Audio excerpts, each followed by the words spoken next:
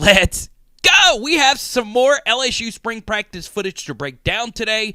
We are going to split this up a little bit different from our last Spring Practice breakdown. Today, we are going to look at the offense, and tomorrow, we'll take a deeper look at the LSU defense. So what I want to do today is comment down below which side of the football are you more concerned about going into next season, okay? So in the background, you see LSU going through pretty similar quarterback drills that you saw from our first spring practice footage breakdown, which you can watch down below. But in the background, obviously, they're working on ball security here, okay, with keeping two hands on the football while you are going through your progressions in the pocket. And obviously, in the background, there's the assistant with the dummy on his hand. You see over here, Joe Sloan working with these quarterbacks. And obviously, what you're looking for is just straight up fundamental quarterback play. You want tight spirals. You want all the cleats in the ground. You want to be firing that football with a lot of confidence. And as you can see, Jaden Daniels, after working out with Bryce Young and C.J. Stroud recently, how about that?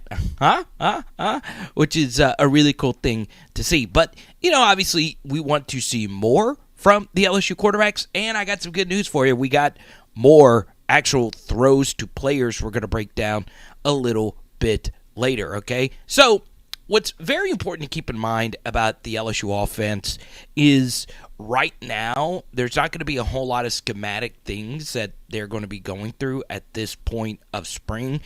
The NFL's done a great job of taking every play and maximizing each one of those and each one of those opportunities, whether it be through shifting and motioning and trying to get the defense in positions where they're leveraged. And I really think that offensively, some college offenses have gotten away from that, and they're just trying to run as many plays as they can.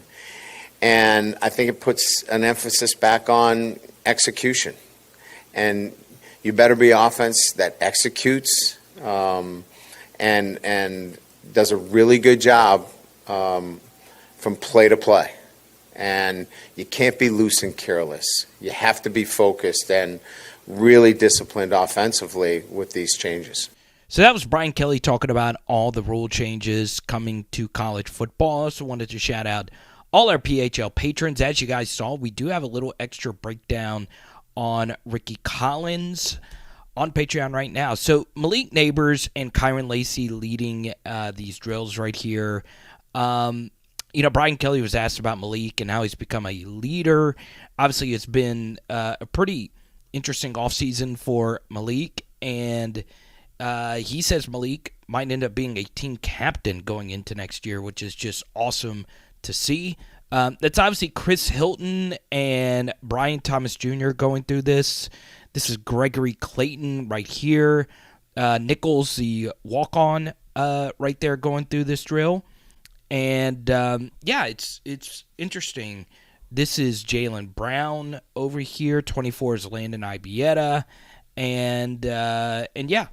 Well, it starts with how he handles himself, away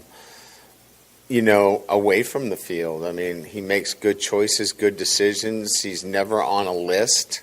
And when I say a list, he's never on an academic report. He's never on any of the lists relative to being late to anything. He's reliable. Boom! I'm looking at you. And that was Brian Kelly talking about his true freshman top 100 starter at offensive tackle, Emery Jones, right? You could have, though, taken that quote as him being asked about Will Campbell as well. Now, I play that clip because that quote could have applied to Will Campbell or Emery Jones.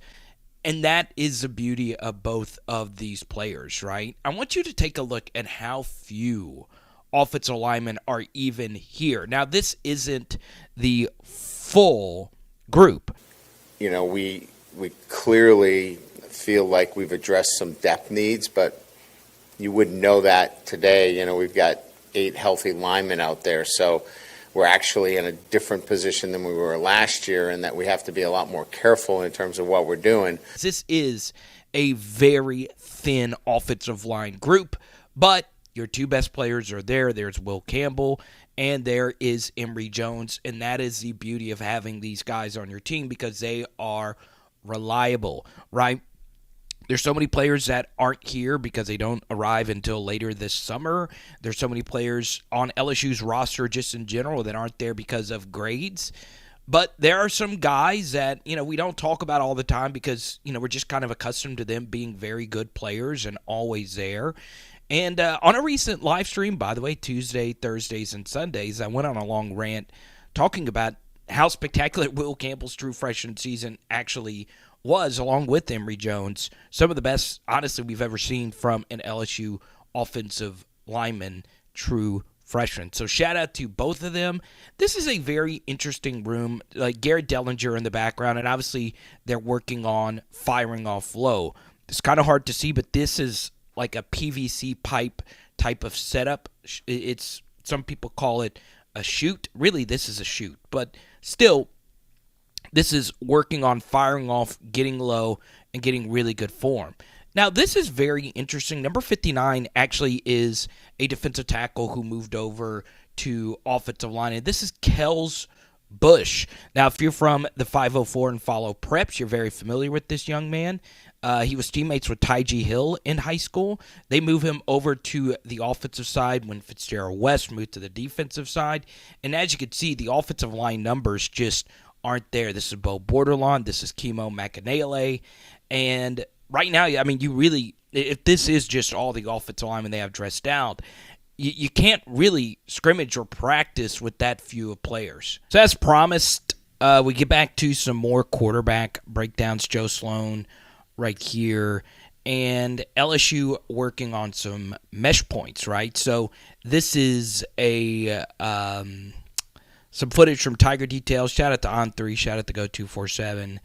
And this right here is very interesting. Obviously, LSU working on zone read. The exchanges last year, for the most part, were fine. Obviously, when it comes to zone read exchanges, you had critical fumble versus Texas A&M in the third quarter. You had one Arkansas in the first, and then you had one versus Mississippi State in the first half earlier this year. And the first carry was taken by Noah Kane from Jaden Daniels, and that right there is actually Trey Holly, number 25, taking the handoff there from Garrett Nussmeier. Here's Ricky Collins right here working with Lane, I believe, a walk-on running back for LSU. So, obviously, John Emery's not there. Josh Williams still in back. So, this is just going through it, right? Getting as much rhythm as you can with the quarterback center exchange. So, once again, doesn't look, too much fun, obviously. But it is very important to rep this as much as you possibly can because LSU was a very zone read heavy team, and as you should be if Jaden Daniels is your quarterback, and even if Garrett Nussmeier is your quarterback, I still think LSU can do obviously a lot of zone read RPO principles as they did last year. I think LSU just as a team offensively, because inside zone was such a big part of what they did last year. Right there, obviously, that's not zone read. That's more so working, your RPO movements. I think it's going to be more the same next year philosophically. But as Brian Kelly mentioned, a minute ago, the game is constantly changing. The rules are changing. So I think they're going to be open to tweaking a few things to what was a very solid offense last year, right? If you go look at success rate, down by down efficiency, LSU was fine. Obviously, the key is going to be getting more explosive, and obviously, as practices move on, I think you will see LSU working more of the vertical passing game as, a bigger part of their practice. And here at the end, you'll see LSU working on some swing routes, right? Which is also a big part of what LSU does offensively. Now, what's very interesting with how LSU is practicing swing routes here is that this isn't your typical swing route where, and for those that don't know what a swing route is, basically a running back running to the flats and you throwing it out in that direction.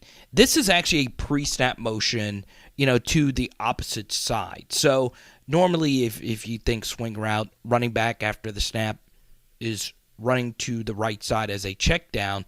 Here, LSU gets a pre-snap motion. This is obviously Trey Holly working with Garrett Nussmeier. The reason why they do this, LSU was amongst the SEC's leaders last year in pre-snap motion, is this action can help declare what the defense is doing, right? If a linebacker runs out with the running back, it's probably going to be man coverage, right? That's what pre-snap motion does for you offensively. So obviously you're accurately working on this route, and this isn't your typical timing route, like where, you're fitting a dig in between, two defenders in zone. You don't normally think of this route as just a timing route, but it kind of sort of is, right? You're trying to lead the running back so he doesn't have to stop his motion and he can catch it and get downhill as quickly as he possibly can. And honestly, every route in football requires great timing. So you see here, that was a good throw right there by Rickie. Bam! I'm looking at you. Yes, you right now. As you can see, I got a hat. I got the PHL sweater, baby. Ha, ha, ha. So you can go to powerhourlsu.com. Once again, that's powerhourlsu.com. The next person that orders themselves two pieces of merch, or you join the PHL Patreon, I will send you an autograph MALIK NABERS card that I have right here. There you go. And, this was our offensive breakdown today. Now, if you want some extensive Rickie Collins breakdown, I get a lot of Rickie questions. Shout out to our Woodlawn fans of PHL. Feel free to check it out. Patreon.com/LSU football. Join our community, join our Discord, and you can see my thoughts on Rickie just early on in these spring practices. But, overall, understand that defense and offense, they travel at different speeds, right? Normally the defense is ahead of the offense. And comment down below, once again, which side of the football are you more concerned about? What is very interesting about this year's team is the defense actually has more change on it than the offense, right? The coaches have changed a little bit on defense, and that's why I've decided to split these videos up. So tomorrow night, we have a deep, extensive breakdown on what Brian Kelly calls the jack linebacker position. And I use that word quite a bit on this channel, and I'm going to go into a deeper breakdown on the coaching change philosophy that they decided to make there. So that'll be tomorrow night. But so far, obviously, the biggest thing from spring is that nobody gets hurt during this period.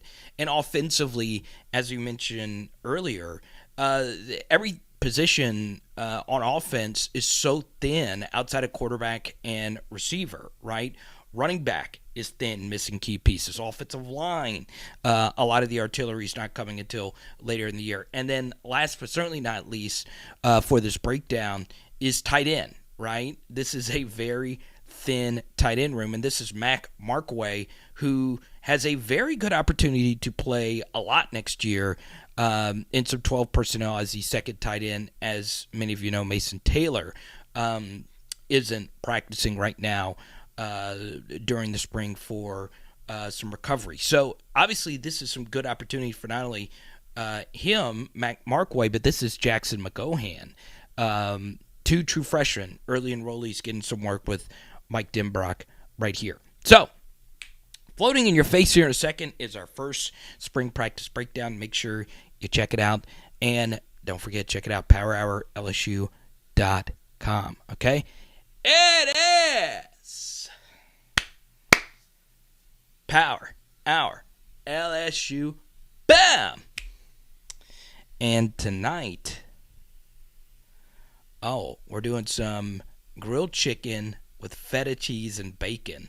Let's go, baby.